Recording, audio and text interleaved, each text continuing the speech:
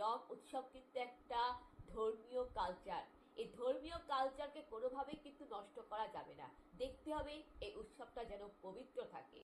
যারা এই সমস্ত আইন কানুন না মেনে রং খেলে, যারা রাস্তা দিয়ে যাচ্ছে পথচারী মানুষের গায়ে রং পড়ে গেল, আপনি নদীর জল দূষিত করলেন, পরিবেশের দূষণ করলেন, পশু পাখির ক্ষতি করলেন।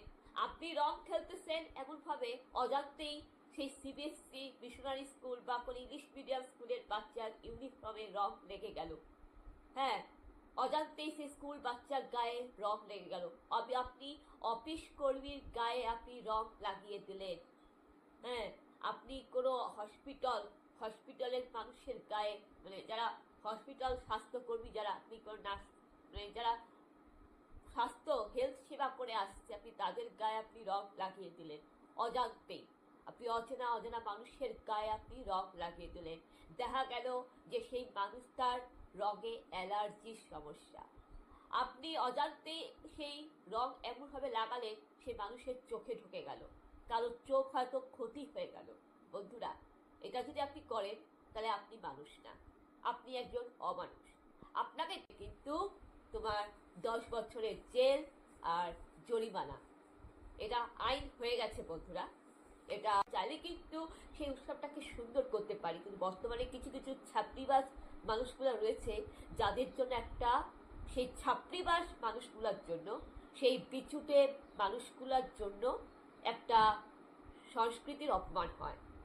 দেখতে হবে কিছু অমানুষের দল একটা উৎসবকে মাটি করিতে চলে যায়, সেটা যেন না হয় এ বিষয়ে সচেতন থাকতে হবে। আনন্দটা এমন হওয়া উচিত যেটা আপনার আনন্দে আমরাও আনন্দিত হব, আমাদের আনন্দে আপনারাও আনন্দিত হবেন।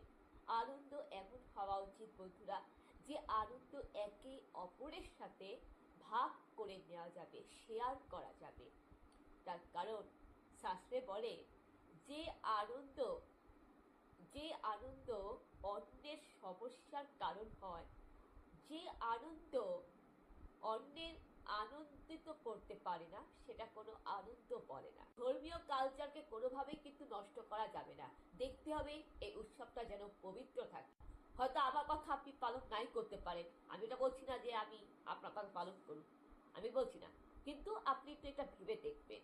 একজন শিক্ষিত, একজন সচেতনশীল নাগরিক হিসাবে একটু সচেতন, একটু সতর্ক থাকতে হবে। পবিত্র উৎসব একটা সংস্কৃতি। রং খেলা হচ্ছে আমাদের ভারতের ঐতিহ্য, পরম্পরা। এই রং উৎসবকে কেন্দ্র করে কত মহাপুরুষ কত গান রচনা করেছিলেন আপনার ধারণা আছে? এই রং খেলাকে কেন্দ্র করেই তো অনেক সাহিত্য রচনা হয়েছিল।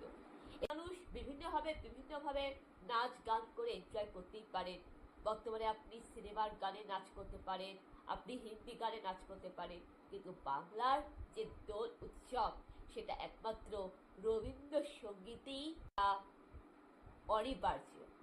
আপনি যতই হিন্দি গানে আপনি রং খেলুন না কেন, বাংলা সংস্কৃতিতে বন্ধুরা যদি দোল উৎসবে যদি রবীন্দ্রনাথ ঠাকুরের গানটা শোনা হয়, তাহলে সেই বসন্ত উৎসবটা মনে কোথাও যেন খাদ থেকে থাকে। এই উৎসবকে নষ্ট করে তাদের জেল নয়, এনকাউন্টার হওয়া উচিত। এটা আমার মতামত বন্ধুরা, আমি শেয়ার করলাম। তো আপনারা ভালো থাকবেন, সুস্থ থাকবেন। আপনাদের সবাইকে নমস্কার, জয় যিশু।